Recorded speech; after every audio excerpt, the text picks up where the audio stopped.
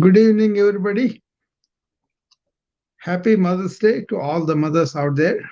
I wish my wife this morning, I think, as a matter of fact. Hope all the mothers having a good day out there. Uh, Today, I was going to talk about mind management, which I told my friends yesterday who were with me.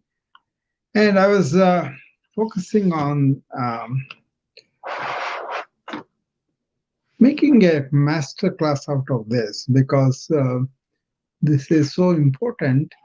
I thought I will do a master class on that later on. But for today, I'm going to invite whoever is interested and know about this room. They have the habit of joining me 20, 30 minutes later, you know. Uh, but that's okay. Whoever is here, I'm going to start with them and go from there. There are three people on the visual map right now. So Angelina is there, Brandy Smith, and wondering, okay. Angelina, I would like to talk to you. Come up and then we can have a good discussion on this. Yeah. So this is something that many people are interested because they want to be efficient or they want to be um, peaceful and all that. Yeah, that's all fine. But then generally, what do they say? The mind can make heaven out of hell or hell out of heaven, right? I think that's very appropriate. I think a lot of times people are stuck in their own chatter, in their own, incessant operating mind, and cannot get away from the chatter and all the noise that comes out of our thoughts, right? And that has become more these days because of our evolution of all this technology and data and input and all that. There's nothing wrong with the data, but how we allow it to influence us or let it absorb all the time. There is a time for it. There is a time for relaxing the mind.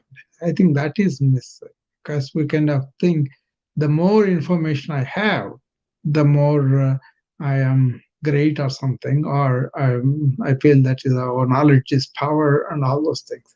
But real power comes from when you are using mind as a tool, as an instrument to gain information, to really gain the knowledge. But how do you use it? How do you employ that? That is where it really becomes. Angelina, come up. We can talk about this.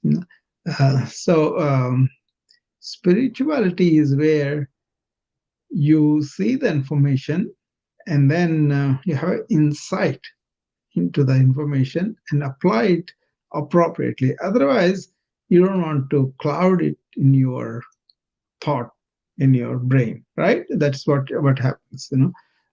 There are ways to be quiet and silent and peaceful within, and then use the thought appropriately, right? So I think one of the turning points I had was when I learned about these rishis and munis. Yeah, my friend is coming. Let me see. I think I kind of cajoled her to come in, but she's okay. I think I would love to talk to her. Hi, Angelina. Hey there. Hi, Dr. Rao. I'm so glad that things are working out so I could tune in this evening. Ah, good, good. Yeah, I mean, people are really coming on, and we're having good discussions these days. So I told them yesterday that I will talk to them about this particular topic, and I was going to talk 6 points. Hi, Rajesh. I'll be with you 1 second. So it's a kind of 6 points I'm going to talk about today. You know and let's see how that goes from there. Okay. So It's all a question of understanding what is what, right? Um, the 6 points I'm going to do, I made a actually small video, but I don't know whether they can see. But then I said, okay, let me do a master class on this. So I will be sending a personal invitation to you also, Angelina, if you can make it come, and then you can see that too. Okay. Fabulous. Mhm. So this mind, even though I always talk about going beyond the mind and all that, but actually, if you look at it, uh, initially you have to start with the mind, and only intellect is the one which shows us within, right? But then this is for those people who are having a chattering mind or who are having an incessant mind and never know the movement of peace, and especially when the outward things are really going very, very, very bad, and then they're activated, then they never know how to stop it. So, for those very, when you are using mind in a preliminary way and don't have any idea that there is some way to get out of it, for those people. So I start with the first step is the breathing. You know, second step is that you have to have some stillness in your body, in your talk, in your body language, and all that. And then third step is watching the thoughts. Just watch them. And the fourth step is if you can watch them, identify the negative thoughts and positively change them and empower them. So that way the negativity comes into positivity. And then you train yourself to be consciously thinking. That's the fifth step. And finally, you go beyond the thought. But then initially, just a deep breath and sit still and watch the thoughts. That's what I teach in my wellness class in the morning. But from there, they go much depth. As they really learn to study their own mind, we go deeper. What do you say, Angelina, about that?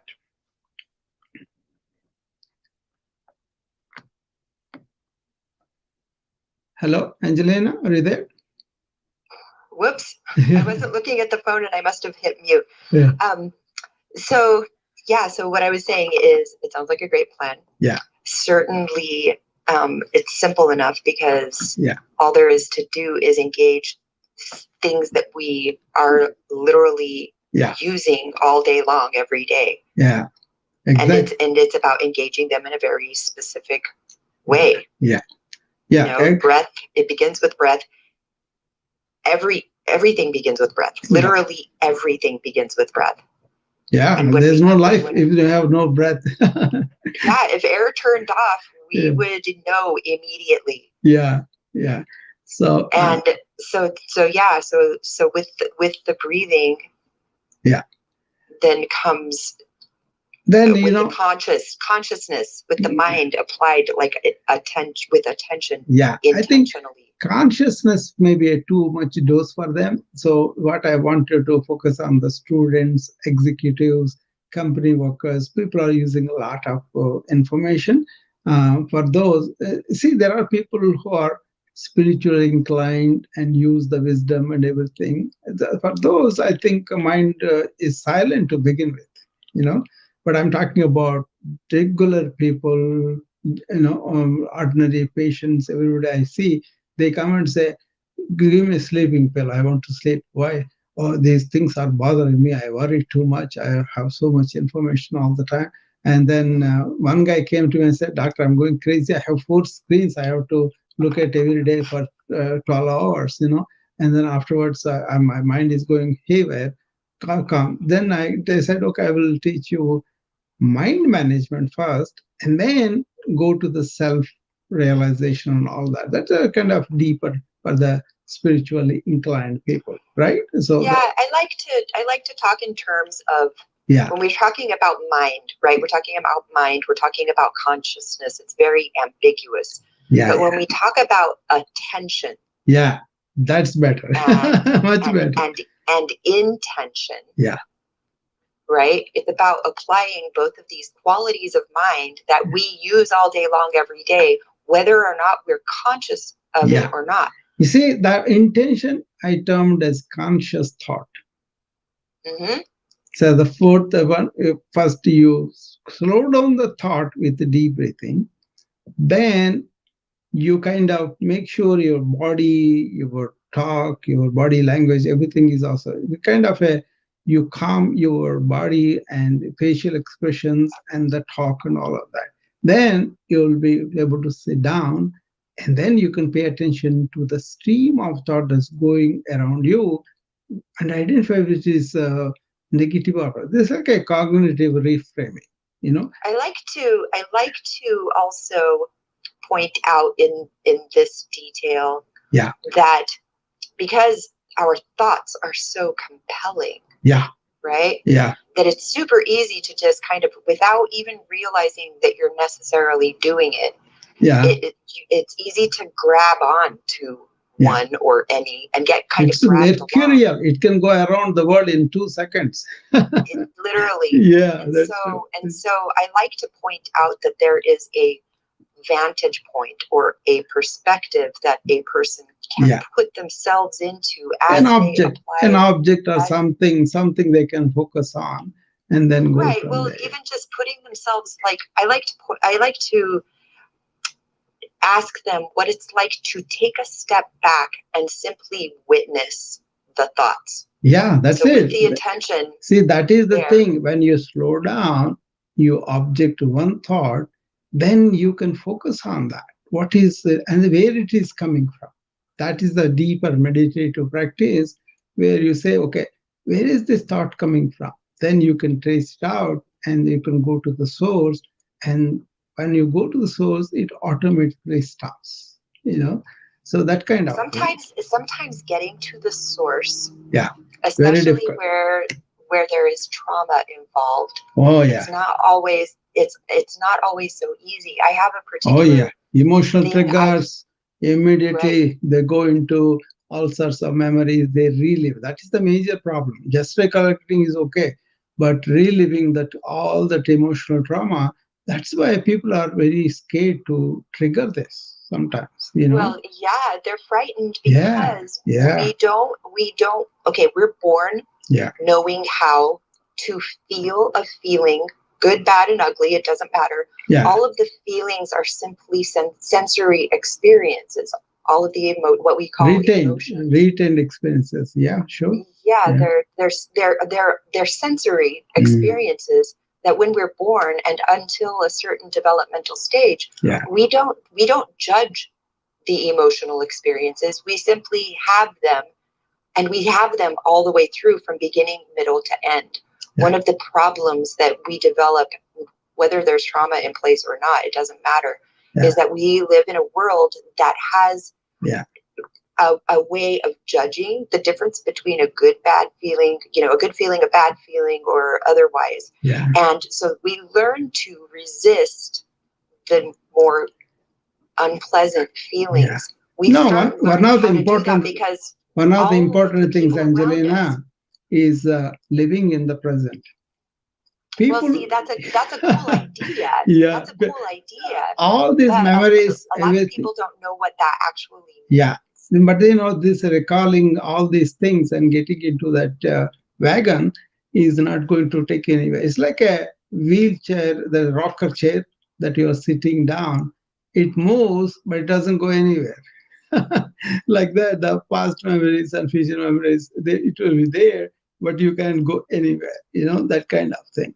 So, purely talking about information overload, having these thoughts continuously, not understanding that they can be in charge of the tool is really a regular problem in the clinics, in the regular meetings and everywhere, People are always getting lost in the past or in the future, and they are not here. And also, when they're in the present, they're completely out of touch with the nature and all the beautiful things, right? They are caught up in the data, and they're getting more and more multitasking, more and more distractions. That's why they are not able to stay with what they are doing.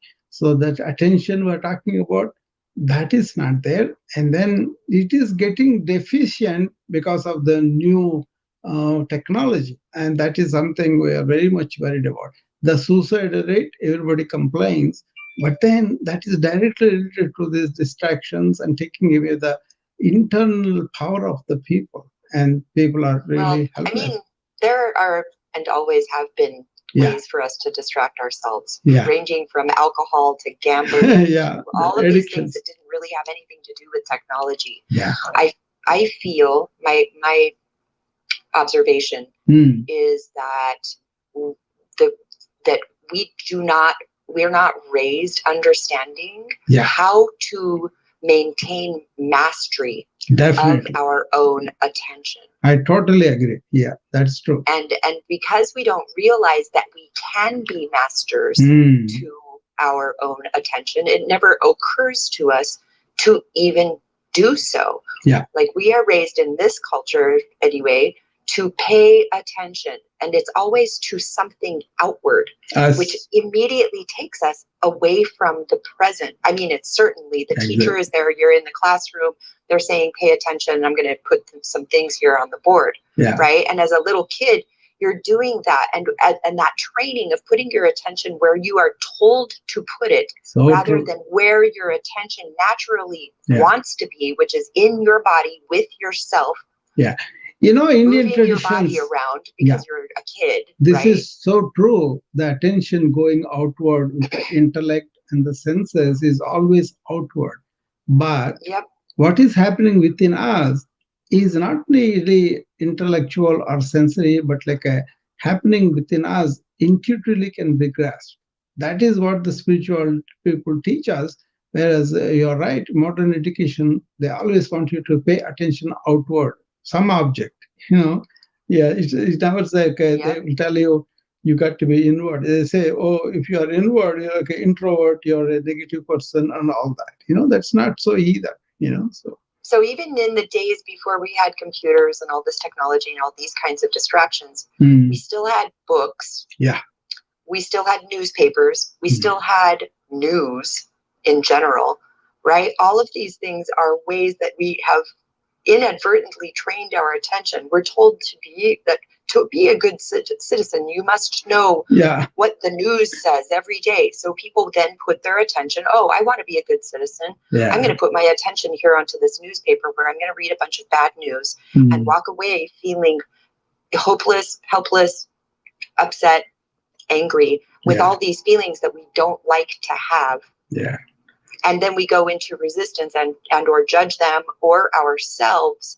And now this division between our own self and our actual self begins. Yeah. Because we don't want to go to see my title? Feeling bad, so we pretend that we don't feel bad. Yeah. We don't understand why we feel bad. We don't understand the connection between that news that I just read and how icky I feel now, and how angry or hopeless or whatever. Right? So I'm going to go to work, or I'm going to go to my breakfast table or whatever, and now I'm pretending that I feel okay. Yeah. Right? Exactly. They're not. Yeah. Because that's what I'm supposed to do. Yeah. To be a good dad or be a good worker or whatever. Yeah. Right? And so this is how our attention this is how we learn how to use it without actually learning to be the owner of it, which is what I like to work with people around, is learning that, well, you are actually the person that has a mind with attention. And when you learn how to put your attention where you require it to be, because you require it to be there, when you learn that you're the boss of it, and that what you put your attention on is directly connected to how you feel, period. Yeah, see, my title, it says about be yourself, the bigger self, not the smaller self. That division also is very difficult for people to understand. Thanks, Angelina. Thanks for your, sharing with me.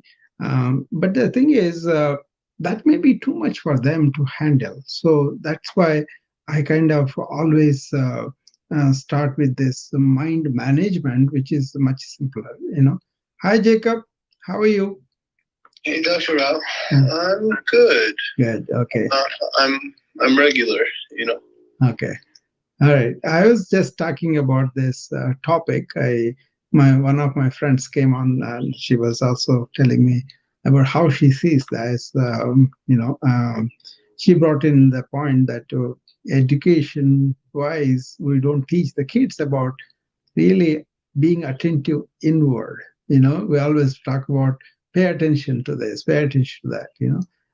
But anyway, what I'm talking here is why people have this constantly talking mind, incessantly talking, so much noise there, right? So what happens with that is they don't know that they have ways to cultivate and do that. So I was presenting a 6-point formula. I just briefly mentioned them. I'll mention them again for you because I did it before you came here.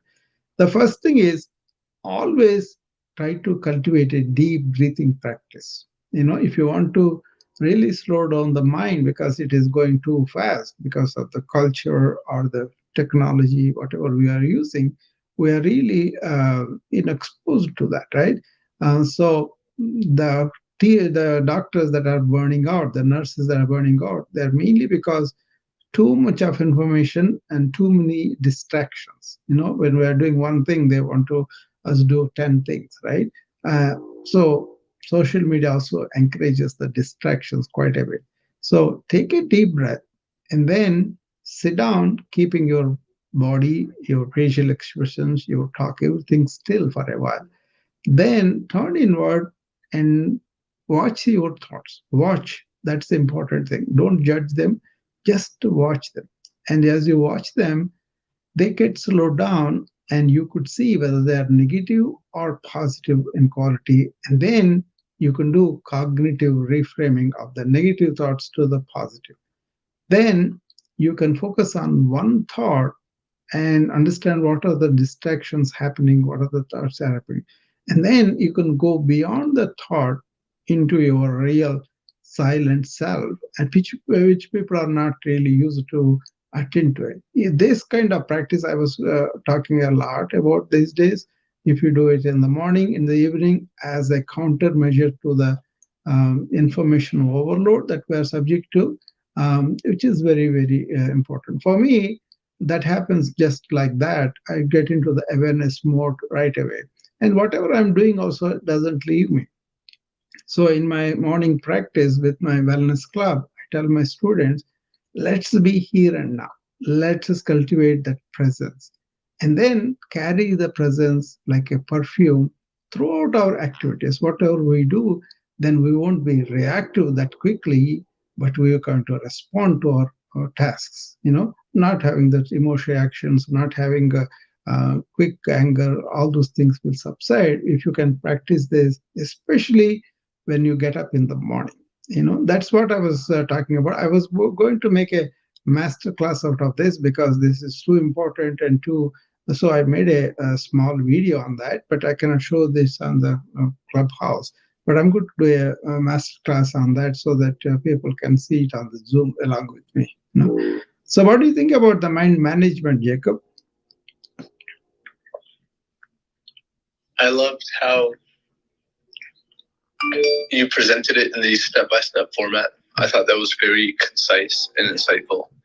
And it's a very good methodology to practice. I think a lot of people never practice that. And like when I wake up in the morning, especially today morning, rather than most mornings, but I like to stretch right when I wake up. I notice that I'm coming into awakening and I'm still lying down. And then I take a few deep breaths and I very slowly just like stretch my way out of bed. And sometimes I would even do like a series of stretches from horizontal awakening to kind of, half horizontal, half vertical, and then stretch my way up. And it's just nice. I don't know, it's a very nice way to wake up. No, very good. Because you want to come from the, body to inner, right? So you want to really pay attention to what is happening with my body. Am I feeling very stiff or am I feeling very painful in certain joints, back or neck, or so many people come with the shoulder and all that, right? Especially as you go into 50s and 60s, 70s, these are much more pronounced in the morning, especially if you are not sleeping right on the bed or posture and all that, maybe diseases too. But generally, when you get up in the morning, you just run into the bathroom and take everything and run out of the breakfast, taking the sandwich in your hand. That is kind of a real not good behavior for to nurture our body and the mind. So take your time, just relax. The stretching is a very, very good thing, I think, especially if you are stretching aligned with your deep breathing. That's very, very useful. That's what I do in the morning with my students. What I do is sometimes, according to the people who have come, according to the underlying problems they have, I usually teach them how to, first of all, align yourself with the presence. Second, align yourself with your different parts of the body so that you feel which one is having what problem, and then align yourself with the movement of the body, both sides and back and forth to the side and all that. If you can do all of that, then you will be in touch with the areas of your body which you can really focus on and relieve the stress by deep breathing. That itself is a very good thing, because you are aerobic exercise in a way, and that is a very good thing to warm it for the further exercise if you want. Actually, there's a formula I tell people: knead your body, just like a bread. You knead, you got to knead the body slowly, starting going into the advanced thing. Okay, and then breathe deeply and cultivate being aware of what you are doing. And those things really enhance the performance of any exercise. But especially if you are old and you cannot do really, high impact exercise, then I tell them play something, or if you cannot dance something, or if you cannot do that, do these stretches, the martial arts or yoga or, Pilates, any of those things. The bread and butter principle is that be aware of the body along with tensions and all that, and breathe deeper into it so that the inflammation will go down and also nourishment will go up. That's a very good thing you are doing, Jacob, just stretching. One other thing I'm thinking about with the general question of mind running. Yeah. So I like the word analysis, but it's different than racing thoughts. Analysis seems more controlled. Yeah. And even when I slow down activities, like eating, for example, I can chew very slow. Yeah. Or I can chew a little faster. Yeah. And I think that the important thing is to kind of slow down. No, yeah, it's like to just notice which that we're making a decision in every single one of our actions. Exactly. And then if people want to chew a little faster, then I suppose that's okay, right? It's not exactly slowing down. Yeah. You may, or maybe it is slowing down, but slowing down in order to speed up the more beneficial processes that we want in our life, and kind of let me tell you how I see that, because I teach what is called very slow awareness filled eating, right? That is like take a few minutes. There are several advantages of chewing, because the digestion starts from the mouth. We start secreting leptin and other hormones from the mouth. That's one thing. And also, slow chewing actually allows you to savor the food. Okay, and you feel much better eating like that. Other thing is, when you are not paying attention, you are gulping down the food. You don't have time to chew or anything like that. You eat very fast. You tend to eat a lot more, because there is a certain point of stomach stretching where the satiety, that's the feeling of fullness, comes on, right? And usually the digestion 20 minutes it takes for us to eat and everything, right? But if you don't slow down and eat within 5 minutes, then you tend to eat a lot more. And then the stomach stretches with the heavy load you have put in, and it gets used to that. And it won't get the satiety unless you have those heavy foods, the too many calories and all that. Other thing is, when you really slow down, you secrete so much of saliva that fills up 1/3 of your stomach. So you tend to eat less because of that. So there's so many things about slowing down and eating. Actually, we use all these principles in people who are obese, but their problem is they have been eating a lot for a long time. You have a hormone problem, you have genetic problem. That's different. But there are so many people, because they are used to eating all the time, so how much of quantity, that itself is a big problem for them, because they acquire all these bad habits internally too, the stomach stretching, the emptiness, and all those things, right? So other thing is, instead of analysis, I use the term called reflection, because analysis has a very bad name in spiritual circles, in the sense analysis is paralysis, because you are using the same thought to do the analysis. But whereas if you are reflecting on something, like I said, fast eating or slow eating, let us notice it. Let's work on that. That is actually, we should be doing more reflection of what we are doing. Not like being introvert or being critical of us. I'm not talking about that.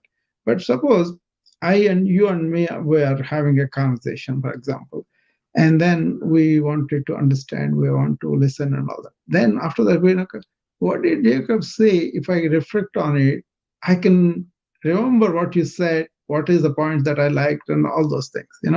But if I just listen and leave it alone, I may have missed something you said. That is what we're remembering. So reflective attitude is very important. Even arguments also. See, in the hospital, this I say very much. There are so many issues, right? Insurance issues, coverage, and all that. And then there are issues with the administration, because they say we don't have the budget for it, we cannot give this medication to the patient. All those things come. So at that time, if we are sit down and reflect the situation, see what are the things that are common, or we can do it, that requires reflection, really looking at a situation in a way that's not going to be serving only one purpose, but we want to get to the bottom of what is happening, and then really do that. So a lot of people don't reflect on things, and when they reflect on this and have an insight into the problem and applying the insight in daily life, so then it becomes a real valid thing, a real important thing for people, right? Yeah. Absolutely. Yeah. And this slow eating is very good in a way. So I always tell my people who are not taking care of themselves, self-care, right? In the comprehensive self-care program I have, what it is we attend to the pillars of wellness, 4 of them. One of the first one is the food, next is exercise and sleep, and third one is calming the mind. These 4 things I concentrate, and then when you look at it, lot of doctors and nurses, they don't take care of themselves because they feel guilty, and the patients are there. If I spend a lot of time, it's not a lot of time, it's kind of how you do it that's important. Are you giving importance to it or not? Like for example, they come into the dining hall, they have 10-15 minutes easily. They don't have if they have emergency, I understand. If they don't have it, they will be going somewhere and sitting in the ward and talking all gossip. But then yeah, here they you know what's interesting for me, Dr. Al? Yeah. I want to gain 20 pounds. Okay, I've always felt like I want a little more weight. Yeah. Okay, because I've done long distance running, and I eat like vegetables and fruits all day, and it's like I don't. I'm making a conscious effort to eat more beef right now, and I don't know. Yeah, I just I haven't done too much research on how to like put on weight, but I figured if I just keep eating, or maybe I eat more, then I can potentially achieve my goal. But also, I love to exercise. So it also depends on whether you're ectomorphic, endomorphic, or mesomorphic. Okay, your body constitution differs accordingly. Suppose you're ectomorphic, you can eat a lot, but your metabolic rate is so high, you'll be very thin, you'll burn it down. That is what it is. Other thing is, metabolic drive itself can be enhanced if suppose you are doing that running, and that's a wonderful metabolic booster, right? And also you are eating fruits and vegetables mostly, and that is a very good thing for the metabolism as a whole. But then the meat factor is, yeah. One time I was accused of running too much. They said, hey, you don't need to run every day. Yeah. And this is actually good for my knees, right? Yeah. Because my knees, they're like, hey, we don't want to run every day. And I said, okay, we don't have to run every day, right? But I can take a walk and stuff. Yeah. No, you don't have to run every day. And also you can have brisk walk, and then you can also do that 3 times a week instead of every day. And then in between you can do some strengthening exercises, muscle building exercise. That way you will put on the weight, good weight also. There is a protocol, the way I use for different patients, different people come, right? But one of the things is I kind of insist of intense exercise according to the situation. But the intensity can be low or medium or high, like for example, somebody has a knee surgery, and then they have come to the therapy and all that. They come to me for this physiological mechanisms and understanding, and how they can customize their exercise program, right? So then I start with what is called micro yoga. That means they work with only the muscles that are needed for them to get strengthened. Like for example, knee, calf muscles, and thigh muscles. So the joint is supported by those two, right? So you can do only that without having tension on the knee. Once you have got that, then the knee can be subject to certain exercises that it can handle. So there are we use not the weights but the stretch bands. We use what are called isolated yoga postures that are not good to use the body weight. So there are ways to construct people's exercise according to the age, sex, and also the underlying conditions, and what they can do, their motivation. A lot of people don't want to even do. They just want to take some narcotic medication, sleep off. And then later on they say, oh, I'm not able to do all the things that I used to do before the operation. But the people who are conscious about getting back and then doing a lot of stuff and all that, they do intense exercise. But then among the intense exercise also, a lot of therapists and all that, they do prescribe within an hour and all that. But sometimes they're not enough. You got to do much more by yourself. So learn. I always teach them, go to the therapist, learn the exercise they're showing you, ask them why they are teaching you. Are they increasing the flexibility or your strength of the muscles or your airway conditioning? What are they teaching you for? And then do them, understand them, and also ask them when is appropriate to do, when is not. What are the signs and symptoms that may come on when I'm using it wrongly? All this education I give them. So when they go, they will be enhancing that particular part without getting much worse. That's a very balanced, customized approach we have to teach people.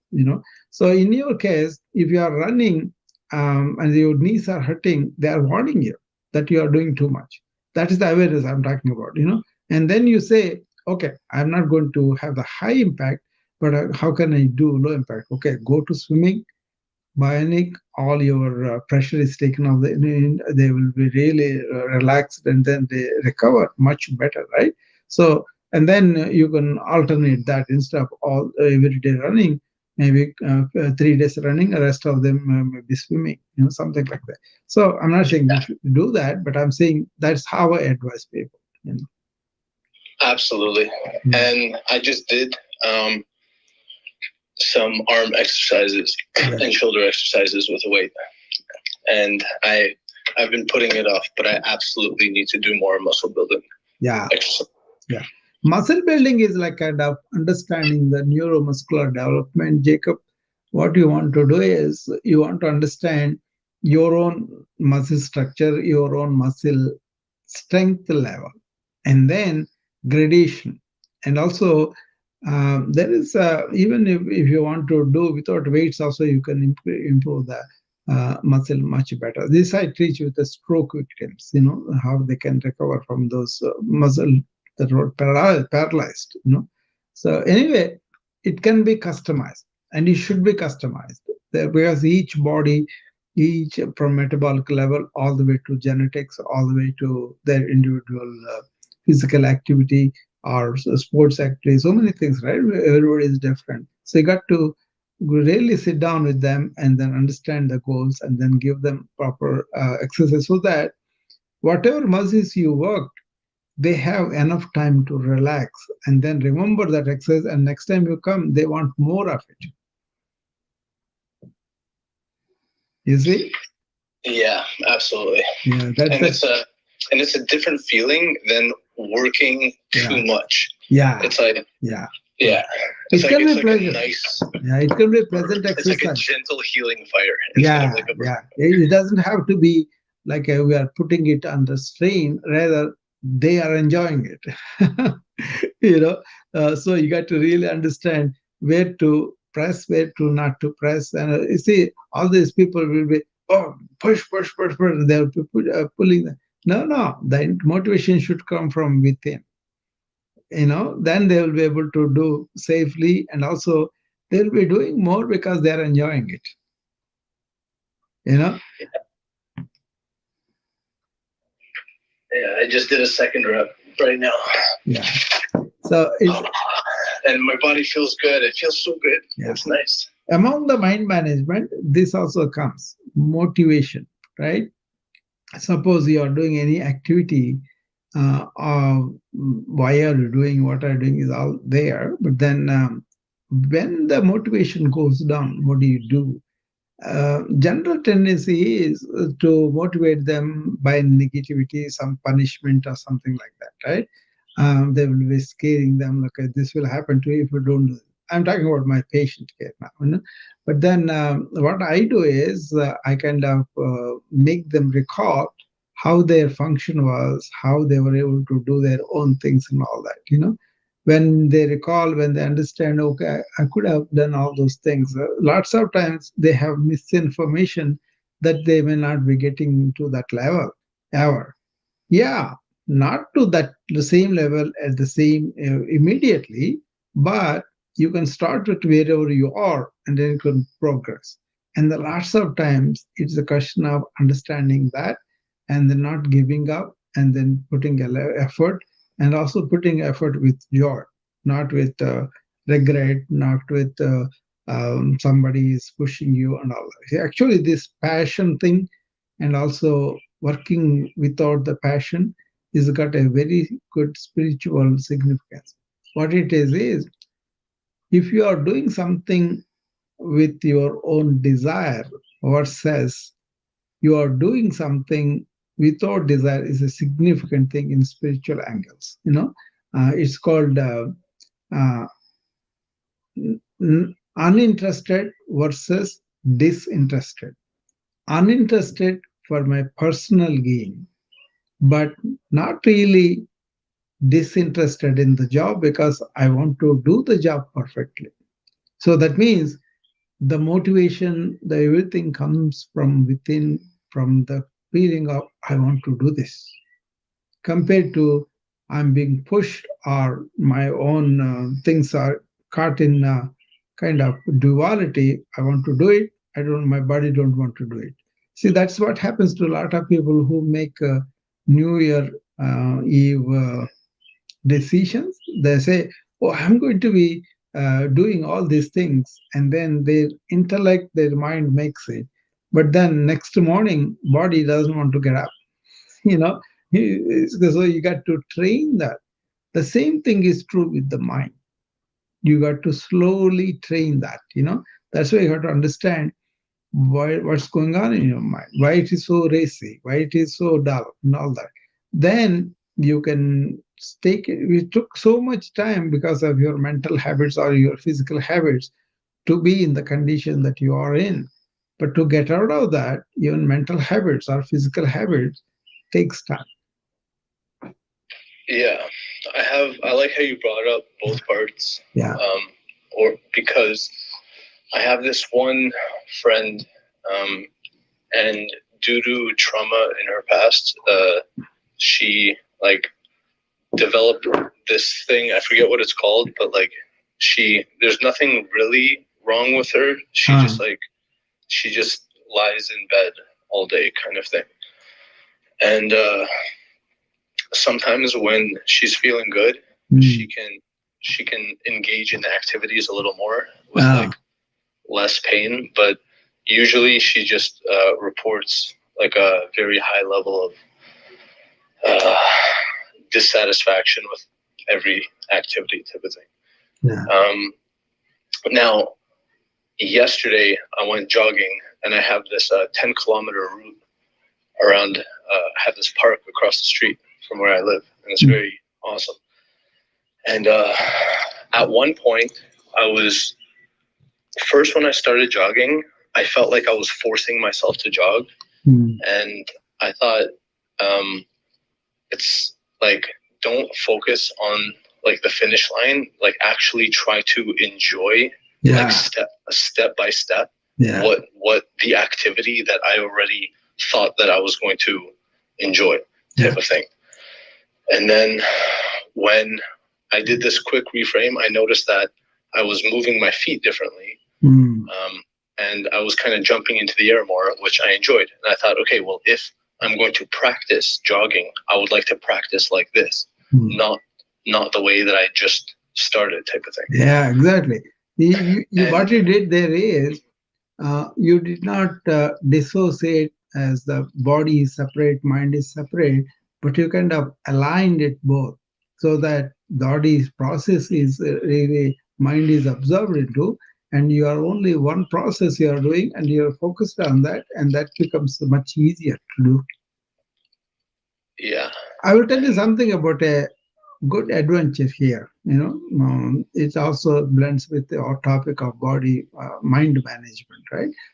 We're talking about mind management in the sense, if you have a racy mind, if it is going out of your track, and then you are really overwhelmed by that, people may sleep and vacation and all that, but the moment they come back to work, something sets off this activated mind, and then they will be running, and then they will be again immersed in this data, in this information overload, in all these restrictions and all that, right? Then they will be having this, or somebody may be supervising, monitoring, or some punishment will come their way. Any number of reasons, right? If they get activated, they can stop it. So, what is the adventure is, if you want to just to live, that means feed yourself, just sleep, and then enjoy your free pleasures, and that's it. And for that sake, I'm going to prepare my mind and body. After a while, you will discover this is not worth it. This is not that much there in it, right? But on the other hand, you take up that adventure. What is that beyond the mind?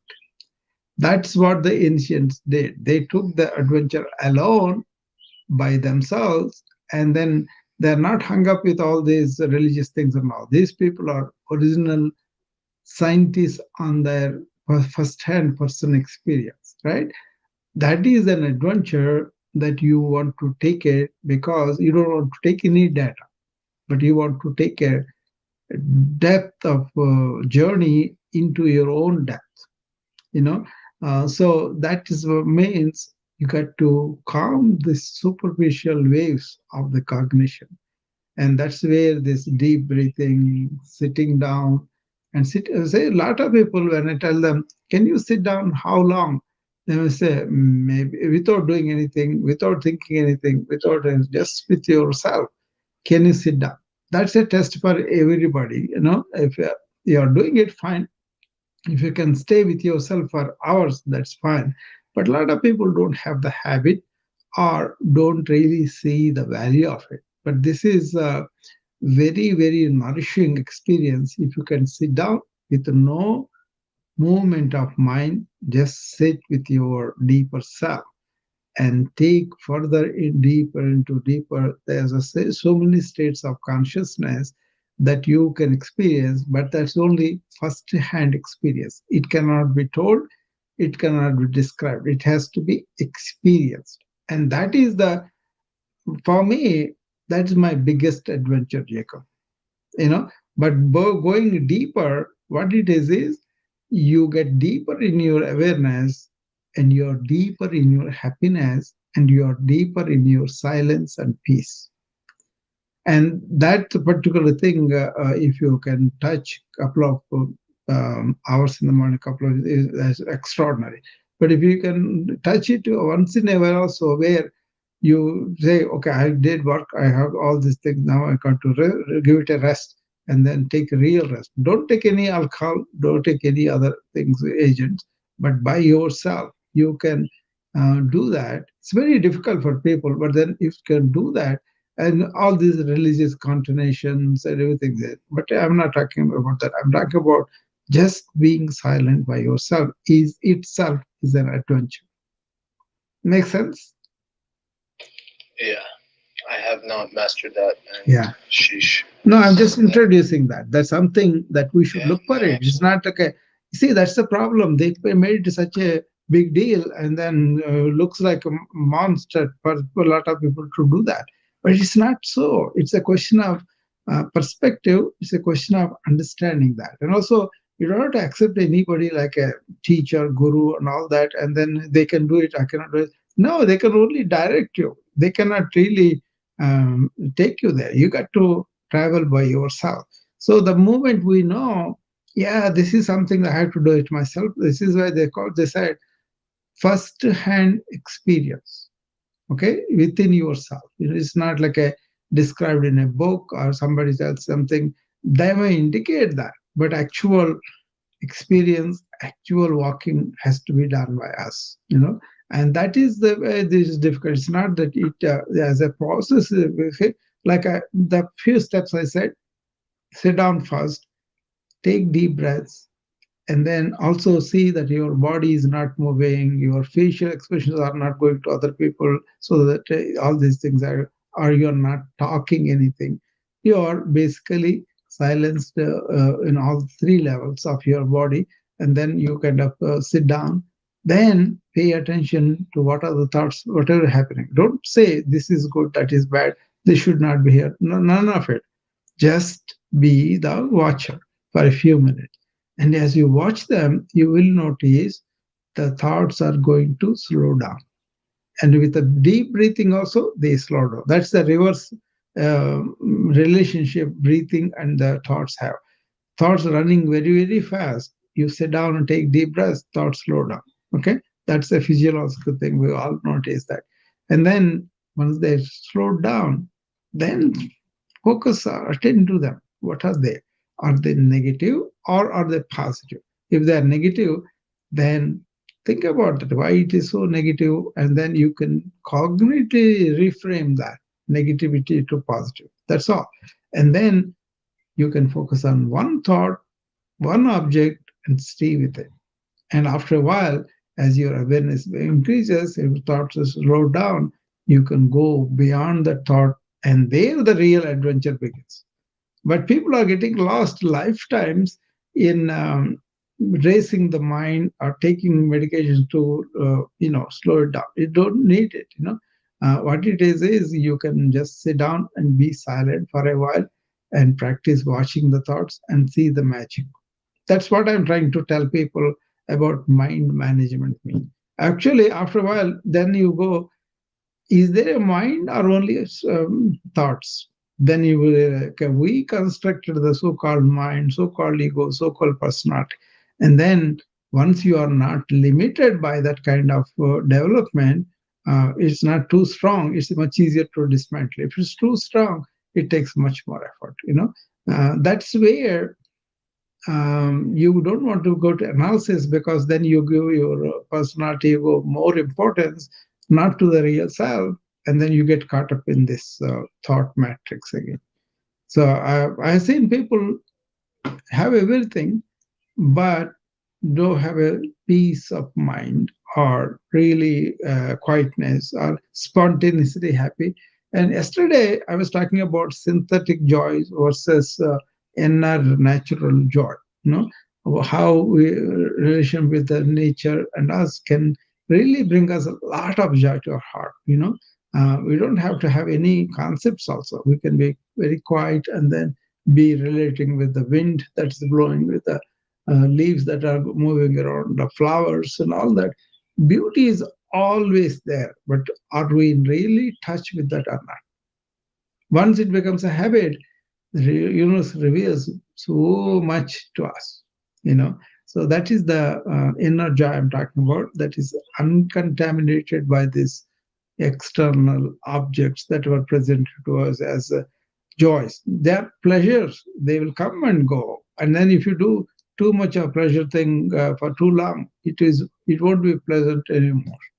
That is what Somerset Maugham wrote about. He wrote a line like that. If you single-handedly involve in any pleasure, it won't be pleasing to you anymore after a while. He wrote something like, I'm rephrasing it, but that's what he essentially said. He's so true. Very, very true. That's why going inward is very tough because people get caught up in the external synthetic joys. Nowadays, the phone, right? If somebody takes the phone away, my daughter will scream because she's so addicted to that, But I tell them all these things, and then they kind of, temper this one much better. And then I usually give them a test. Put it aside for half an hour before you go to sleep, or when you get up from sleep, don't touch it for half an hour. They are doing that. And that is, I think, really good for them. They're developing their own inner control, I'm going to do a master class on this mind management. What do you think, Jacob? Is it a good idea? I think it's a great idea. Yeah. I feel very relaxed right now. Yeah. Well, once we do that, then we can go much deeper into what I wrote about these things and what I understood from the ancient wisdom and all. See, ancient wisdom is very instrumental in understanding mind by itself is not the problem, because there's no mind. They said only thoughts are there, and we think there's a mind, there's an ego, there's a personality. It's all thought construct, conceptual thing. It's not really real. What is real is the thoughts are happening, coming and going around. You can be a very effective, thoughtful person. You can be very, very, getting benefit of because of you are able to sit down and think. Like Tesla, he was always thinking, but he was in flow. The Nikola Tesla, the scientist, he was really, he never slept 6 hours in a row. He slept in the periods of 2 hours at a time. Rest of the time, he was highly engaged, highly focused in whatever he is doing. And he has multiple things that he worked on, but then he never had, exhaustion in the sense that way normally. So the key is, when you work, be in flow, that means you're so focused on what you're doing that doesn't become work. Okay? And then you're driven by what you want to find out, what are the answers and all that. And then you're so enthusiastic about it, you do joyfully, right? That's one thing. I think there's a friend coming up on the wisdom. Let's see. Hakim. Okay. Let's talk to him for a while. It's a couple of minutes. Hi, Hakim. Hello, Dr. Rao. How are you? I'm doing great. How are you doing? I am doing super. No problem. Yeah, I'm doing well, Dr. Rao. Yeah. I just wanted to say really quickly, I have to get off soon. I'm driving, but I can relate to that extreme enthusiasm. Yeah. And how it doesn't. I don't sleep as much as a lot of people do, and I don't need to sleep for 6 hours in a row. And I actually just had this conversation not too long ago. With a friend about how, because I drive a lot and I drive to different cities. You know, and then I also work my job from 9 to 2, from 9 a.m. till 9 p.m. to 2 a.m. It's like you're high on life. So your experiential thing is you enjoy what you're doing, right, Hakeem?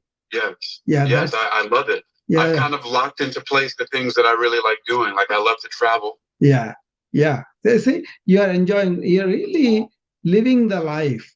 Traveling means you are really meeting everything new every time, and then you are involved in that, right? So all that don't tire you because that's what you like, you enjoy, right? But every once in a while I do get 6 hours in a row, but it's only when I'm really exhausted. But then I don't really need much more than that. Kim, there's the secret. Why are you getting exhausted? Examine that. Take a day. Give it the day to me. I will show you. Well, I know why. Why? Because things are happening that I'm not enjoying. Not only that. What I'm saying is there are energies within us, both physical, mental, and deeper. And if you understand the flow of that, this exhaustion limit will not be there, and you will be acting minutely. For example, you are. Well, I need to learn that then. Yeah, that's what I'm saying. What it is a question of energy, right? You're understanding. You see, my knowledge is about both, scientifically, whatever Einstein, all these people talk about energy, that's there, that is a fact. But also, what are the perceptions of the ancients in terms of how we deplete the energy? You see, that is a very important point to understand, because a lot of people come to me fatigued, or they are kind of really exhausted because they don't have energy, they are eating and all that. Then I show them how they are depleting. It's not like a pointing or anything, it's just not knowing and doing that, right? So it could be like a program, all the processed food, or it could be like they're allowing this short temper or something getting out of it, or it is like a thinking about things in a different way. So many opportunities are there for us to look at our daily routine and look for the things that are depleting our energy and we don't know about it. Then you take them away. There's another thing called tamas. That means, suppose you are sitting in the chair, right? And then you're slumped in the chair. What says your back is erect? You will see the difference of energy when your back is erect. Yes, I often sit like that very intentionally. I'm very aware of my posture, and I have been for a long time. And I noticed that the few times when I do slump, it does drain my energy very quickly. Exactly. That's what I'm saying. You see, once you understand, there are three areas in the spine that have the energy channels. Okay, these are not like nerves and all that. It's energy channels. But how you maintain your energy is also a big science in ancient wisdom.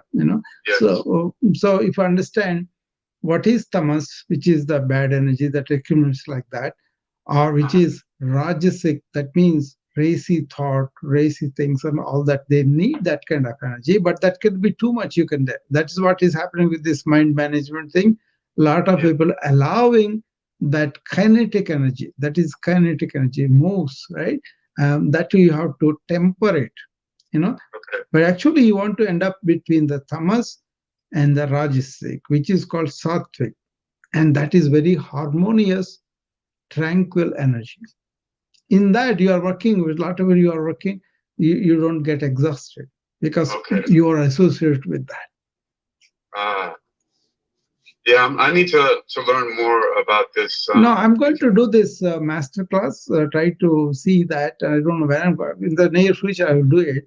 Then it will be on the Zoom because I have to present some things and all that, I have the presentation already, but need to have the time, Then you attend that and you will probably get a lot out of it. Oh, thank you, Dr. Ra. I appreciate it. I'm going to be driving for a little bit. And then, like I said, I'm going to my job. I've actually been up I've been awake since let's see, about 10 o'clock this morning, and I haven't stopped, and I'm going to go and work until 2 a.m. and I'm probably not going to sleep until maybe 4 or 5 in the morning, and then I'll get up at 10 again or something like that and start all over again. Yeah, look for my tips on the quality sleep. Yes. That will that quality sleep is 20 minutes is replenishing than sleeping for 6 hours, tossing and turning around. That's true. Yeah. We'll talk about that later. Definitely. All right. Thank you, Dr. Rao. Okay. Bye-bye. Get you well. Okay. Yeah, Hakim is very active in reading a lot of journals and bringing the information to people and all that, Jacob. So I know him. So he was telling me. Yeah, Hakim sounds awesome. Yeah, yeah. So, you know him, right? He's telling me. No, but yeah, go on. Oh, I thought you know him, but I know him from the Wisdom app. He comes on my room also a few times. But what he's saying is he heard what we were talking about Nikola Tesla, how he was always in flow and how he was so deeply engrossed in whatever he's doing, but never exhausted, and also his pattern of sleeping only a couple of hours really renewed him, So I had to study the sleep quite a bit, right? Because as a physician, that was one problem, because I was trying to teach my patients how to get off the sleeping pills if they can. But lots of times they were used to it for so many years, they cannot get away from that. But then some people tried it and then cut down the medication somewhat, But the people who come very young, they want all this medication to sleep. I strongly dissuade them and tell them how their sleeping physiology gets affected if you really suppress the mechanisms, right? That's the common sense thing I'm talking about. But then a lot of misinformation about what is quality sleep. Basically, if you put it layman terms, sleep should restore you to regenerate your energy, both mentally and physically. You should feel great when you get up. You should be set to go out. But then there are so many emotional, intellectual, spiritual components in this. The people, there's no standard answer for everybody. Everybody has to understand their work patterns, understand what they're doing during the work, and also understand why they have dreams, why they should not have dreams, all those things. Lots of times people don't know quality. But you know what? Personally, it was very useful for me because I never took sleeping pill, ever, right? And then there is this attention. That's one thing. Whatever I do with attention, right?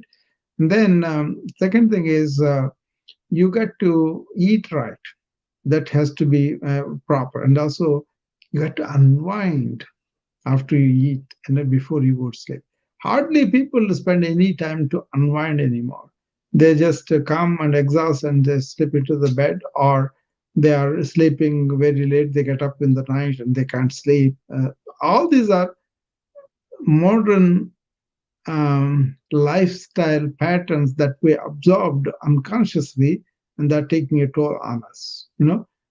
Some people drink some alcohol and go to bed, and they get up in the middle of the night. They can't go back to sleep. Then they will spend all the night thinking about the thing. Those kind of things you have to really understand how to overcome them. So I have done these talks on sleep. If you are interested, Jacob, go and listen to them. They should be on my, in this recordings, right, wherever they are.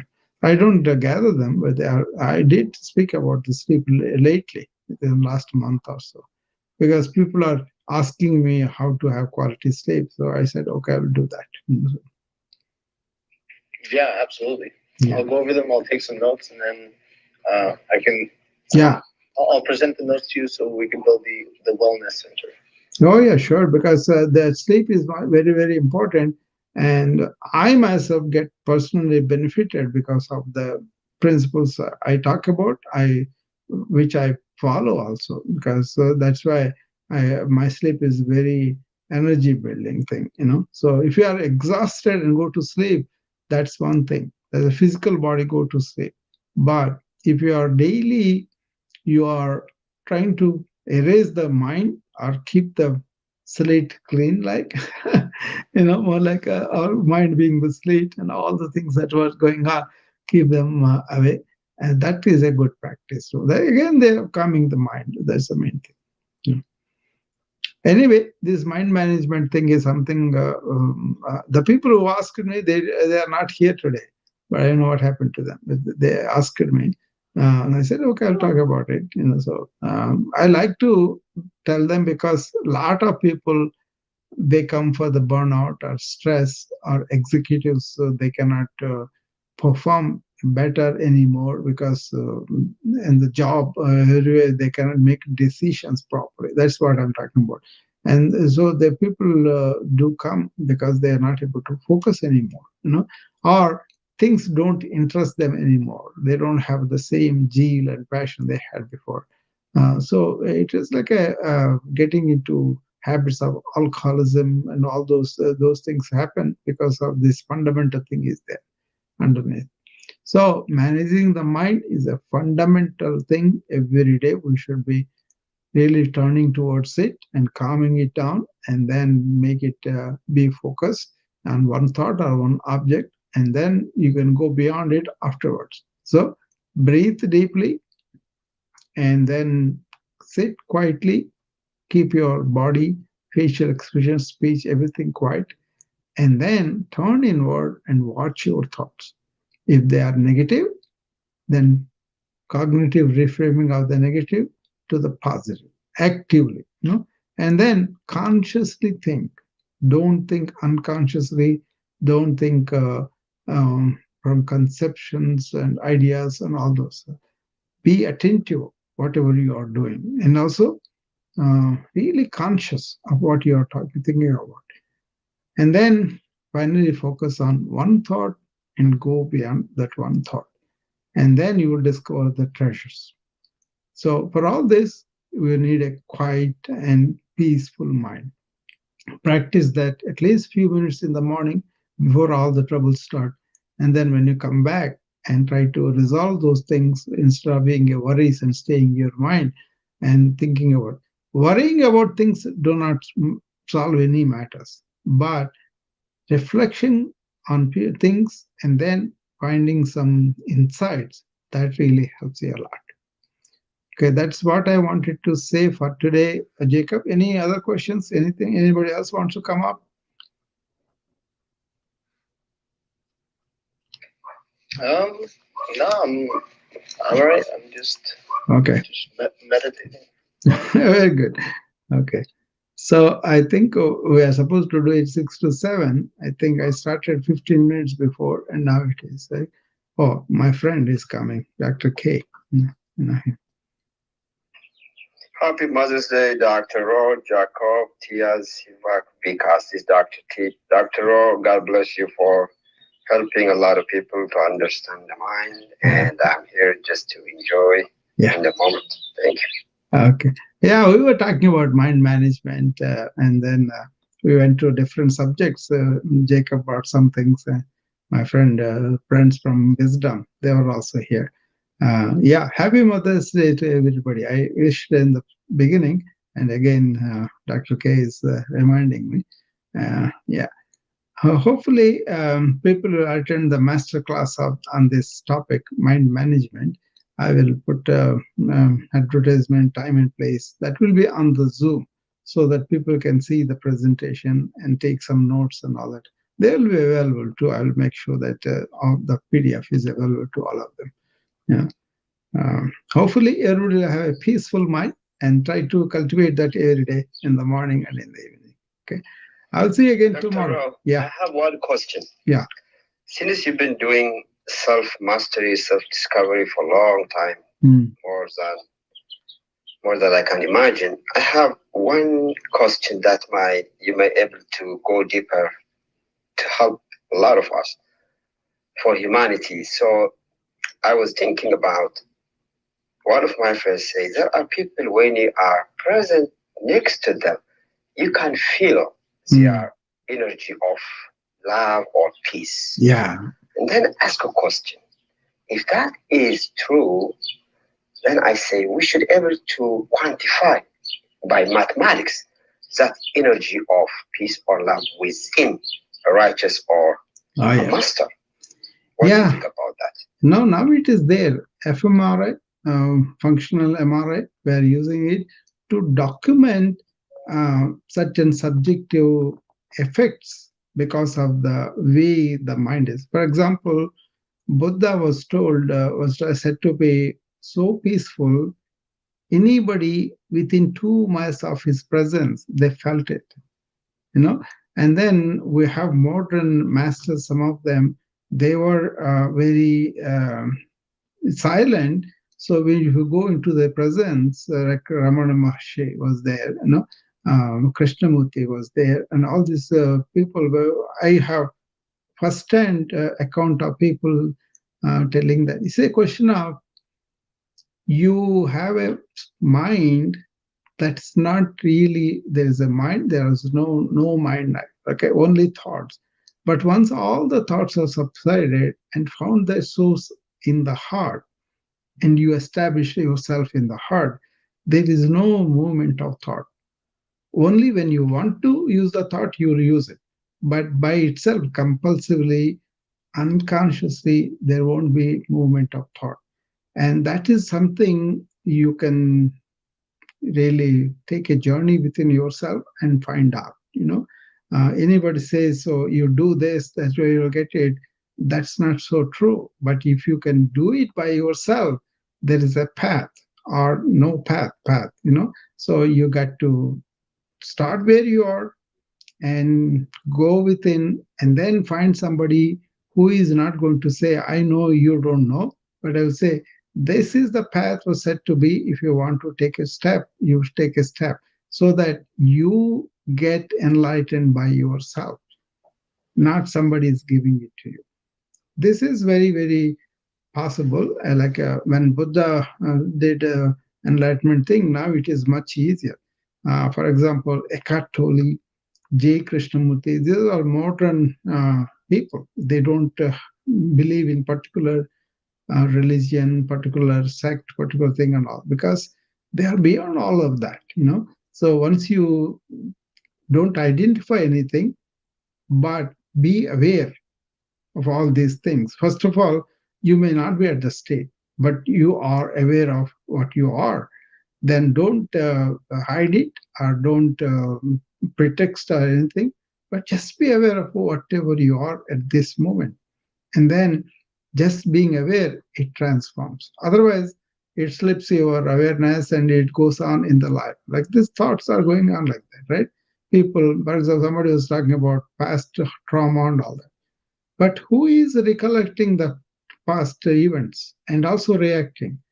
The so-called ego and personality we develop. So instead of that, go into the awareness and look at your own personality, ego, and all that. By understanding, you transcend these things. And then that understanding itself liberates you from whatever is binding you. Make sense? Okay? Yeah, I love it because Maharishi Mahesh Yoga, yeah, if you know the founder of Transcendental Meditation, yeah, I read his book a long time ago, and he had a formula. I forgot, a square root of something will create peace. And I don't know, I forgot. He has some formula. Yeah, he also something, right? Yeah, basically he talked about transcending the so-called cognitive mind. You know, it's not a fault thing, but then it is outwardly turned. You know, if you can realize that and then go beyond it, actually the introverted intuitive awareness shows you all these super rich things, but then you cannot describe them like that either. But by experiencing it, that has to be first-hand experience. That's where the difficulty is. It's not like a formula everybody can follow. It's not like something promised. It's each human being has that intelligence that can be awakened, that can be seeing inward, and that can touch that light, which is self-luminous. It is there in all of us. So that is the thing that they always talked about, you know. It's interesting. I just asked the AI to give me the concept I put in the chat. Yeah, the Maharishi effect. Yeah, I also, wow. The thing is, the writings, all the things that AI may say, I also embraced AI for my regular duties. But what is the limiting factor there is, it's only enhancement of a cognition. See, what I'm pointing out is beyond cognition. So what somebody wrote, somebody may write it. What is the experience part of it? That is important. Just repeating that doesn't mean that we have experienced it.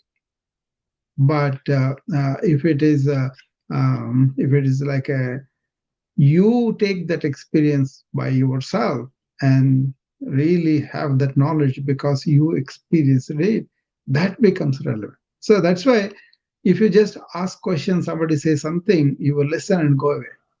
But if you listen to the answer and then say, there's an insight here, and then apply that in your life, then you will have first-hand experience of that. It may be true or not, it may be good or not, then you will find out yourself. That is the better way to. Otherwise, all this social audio, all these discussions, are they making any difference in our life?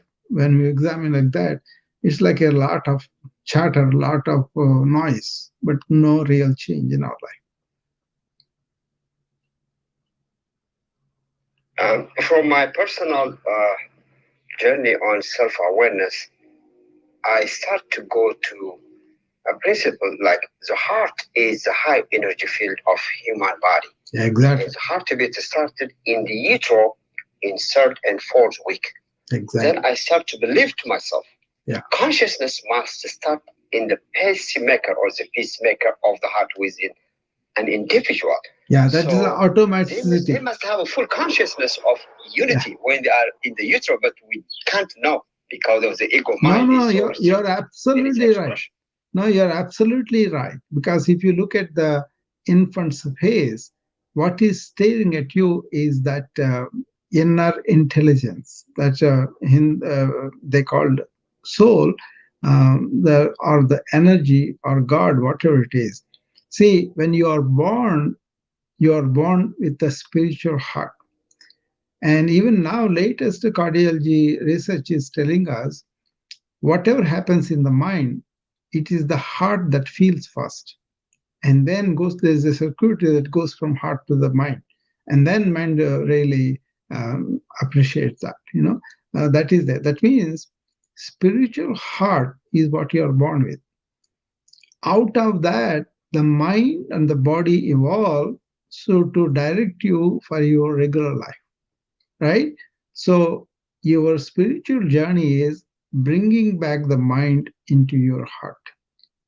So that a person whose mind is established in the heart and he thinks through the heart, he is the one who has really realized who he is, the true nature of his. Otherwise, wherever the thought takes you, you will go. You have no control at all, But on the other hand, once you are in awareness, you can use thought and body as instruments, but not being driven by that. That's where this mind management, everything comes, because people complain their thoughts are going wherever they want to go, or they cannot focus them, or they cannot be free of that incessant chatter, right? That's why they go into meditation, mindfulness, all sorts of practices, but never understanding what is our real nature. But once you are in the real nature and you're there all the time, then you can use the mind and body much more intelligently. Yeah, Dr. I just sent you into the DM. You might find it interesting because that comes to my awareness a week or 2 weeks ago.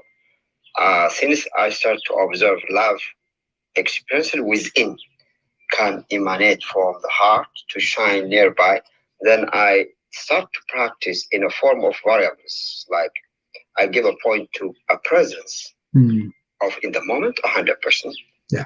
Second one is connection within and outside.